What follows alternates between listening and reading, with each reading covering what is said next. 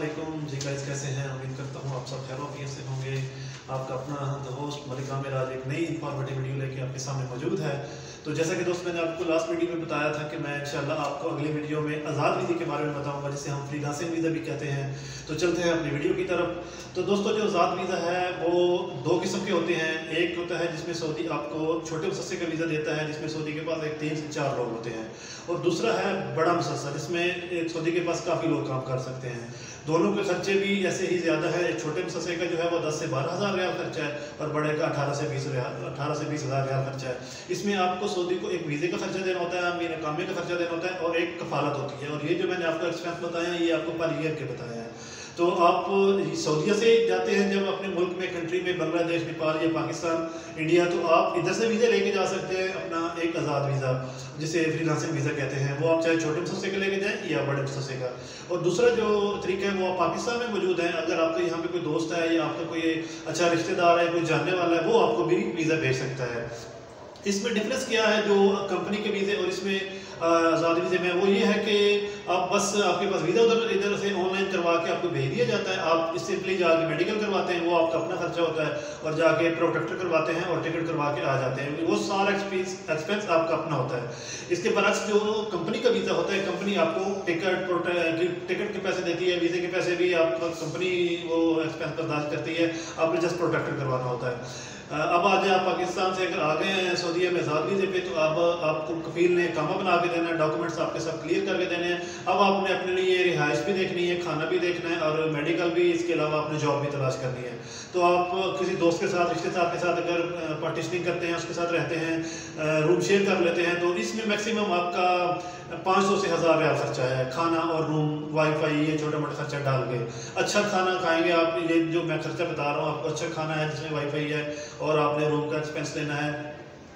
अब आपने जॉब तलाश करनी है, तो सऊदीया में आने के लिए सबसे पहले, मैं पहले भी काफ़ी मरतबा अपने दोस्तों को बता चुका हूँ कि आप में कुछ ऐसी चीज़ें होनी चाहिए, कुछ गेट्स होने चाहिए कि जिसकी वजह से आप सऊदीया में आएँ और जॉब करें। क्योंकि आज़ाद वीज़ा जो है वो आप खुद खर्चा करके आ रहे हैं। 10 से 12 हज़ार रियाल कोई छोटी अमाउंट नहीं है, या 18 से 20 हज़ार रियाल आप उनका खर्चा करके आते हैं, ये कोई छोटी अमाउंट नहीं है।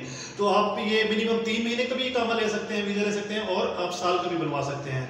अब इसमें बेनिफिट तो काफ़ी है, लेकिन देखिए खर्चा भी आप काफ़ी करके आ रहे हैं। लेकिन आप में वो स्किल्स होने चाहिए कि आप लोग जहाँ पे इतना वीज़ा खर्चा करके आते हो, तो आप लोगों को यहाँ पे इतना आप अर्न भी कर पाएँ। देखिए आप 1 महीने, 1.5 महीना, 2 महीने आपके लगेंगे जब आपके डॉक्यूमेंट्स बनेंगे, कामा बनेगा, आपके और डॉक्यूमेंट्स वगैरह आपने जो बनवाने होंगे जॉब के लिए, तो वो आपके बन जाएंगे। फिर उसके बाद आपने जॉब तलाश करनी है, फिर आपने इंटरव्यू देने हैं। इंटरव्यू में आप पास होते हैं, नहीं होते, कितनी दफ़ा इंटरव्यू देने हैं, क्योंकि आप आज़ाद वीज़े वाले हैं।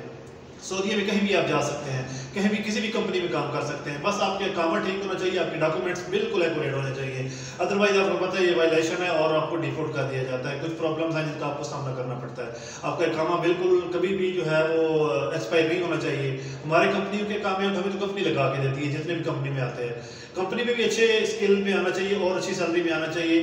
बाकी जो अब आज़ाद वीज़े हैं, आज़ाद वीज़े वाले आ गए, अब उन्होंने इधर काम करने से पहले उन्होंने मतलब अपने इंटरव्यू देने हैं, लेकिन उनकी जो जॉब है वो पर आवर के हिसाब से होती है।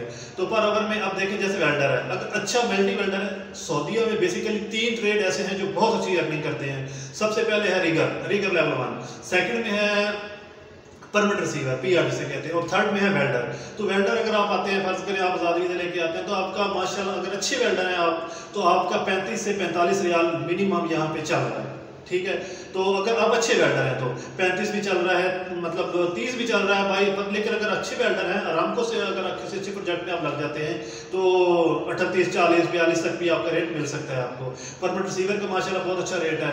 इसके अलावा जो है रीगर लेवल 1, उनका बहुत अच्छा रेट है। तो मैं इसलिए ये एग्जाम्पल के तौर पर आपके सामने पेश कर रहा हूँ, ताकि आप लोगों का ये माइंड बनाओ कि हमने जब जाना है तो अर्निंग करनी है, इतना खर्चा करके आना है, तो उसके लिए आपको, आप देखें, आपने 2-3 सैलरी आपकी जो है आपके पर ईयर खर्चे पे जा रही है। तो आपने इतने अच्छे स्किल होने चाहिए आप में, और बैठना नहीं, मतलब रूम में आके बैठ जाते हैं, सोने लग जाते हैं, तो वो चीज़ें फिर आज़ाद वीज़े वालों को ये चीज़ें नहीं करनी चाहिए। जब आज़ाद वीज़ा बंदा लेके आता है तो फिर आपको चाहिए कि एक अच्छा स्किल हो आपके पास होने चाहिए, आपके पास बॉडी लैंग्वेज होनी चाहिए, आपके पास अच्छी बात करने का इंग्लिश में अच्छा अबूर होना चाहिए।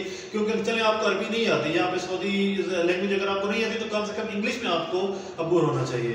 तो गाइस ये चीज़ें हैं। और दूसरी एक और चीज़ है कि जब आप किसी कंपनी के साथ कॉन्ट्रैक्ट करते हैं, आपको पहले 1.5 महीने की सैलरी नहीं मिलती। ये एक सऊदी लेबर लॉ के मुताबिक जो आज़ाद वीज़े वाले हैं वो जब किसी कंपनी में कॉन्ट्रैक्ट करते हैं सप्लायर के थ्रू या डायरेक्ट भी हायरिंग होती है, सप्लायर के थ्रू भी होती है।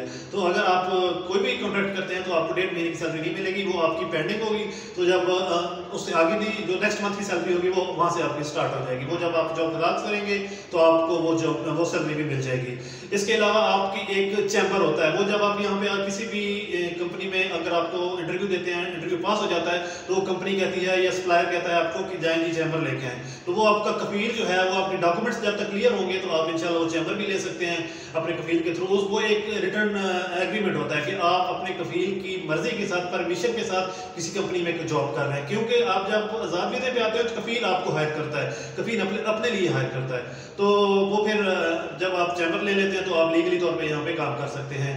तो दोस्तों ये एक आज़ाद वीज़े का कंसेप्ट था जो मैंने आपको बता दिया। काफ़ी दोस्त हैं वो खर्चा करके आ जाते हैं। मसला ये नहीं है कि वीज़ा लेना है, मसला ये है कि आप यहाँ पे आ जाएंगे, इतना खर्चा भी करके आ जाएंगे, लेकिन अगर आप फिर वही मजदूरियाँ करनी है और वही मुश्किलें उठानी है और वही मतलब यहाँ पे टाइम ज़ाया करना है, तो देखिए लाखों रुपए का इतना ज़्यादा ना करें। जो हो सकता है जितना आपके पास स्किल है उस हिसाब से अपना फ्यूचर बनाएं। वैसे भी मैं एक बात अक्सर करता हूँ दोस्तों, देखिए हम मर्द जितने भी हैं ना, हमने सारी ज़िंदगी पैसा कमाना होता है। तो क्यों ना हम टाइम से कोई ना कोई स्किल सीख लें, क्यों हम टाइम से ही कोई ना कोई बिजनेस अपॉर्चुनिटी सीख लें। तो दोस्तों सबसे पहले जब हम 15-20 साल की एज में अपनी क्वालिफिकेशन कहीं ना कहीं एंड कर चुके होते हैं तो तभी से हमें स्टार्ट कर लेना चाहिए कि हमने क्या करना है। हमने अगर जॉब करनी है तो टाइम से कोई ना कोई स्किल सीख लें, और अगर बिजनेस करना है तो कोई ना कोई अच्छा बिजनेस पार्टनर या किसी बिजनेस के साथ अटैचमेंट कर लें, क्योंकि टाइम आपके लिए बहुत ज़रूरी है। जब टाइम गुजर जाता है फिर इंसान सोचता है कि काश मैंने ये कर लिया होता और वो कर लिया होता।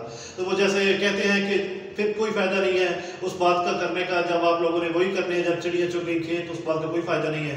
वीडियो बहुत लंबी हो जाएगी दोस्तों इंशाल्लाह करने को, और बातें बहुत ज़्यादा हैं। इंशाल्लाह नेक्स्ट वीडियो इंफॉर्मेटिव मिलेंगे। तो अपने होस्ट मलिक आमिर को इजाज़त दीजिए। अल्लाह ने के बाद, थैंक यू।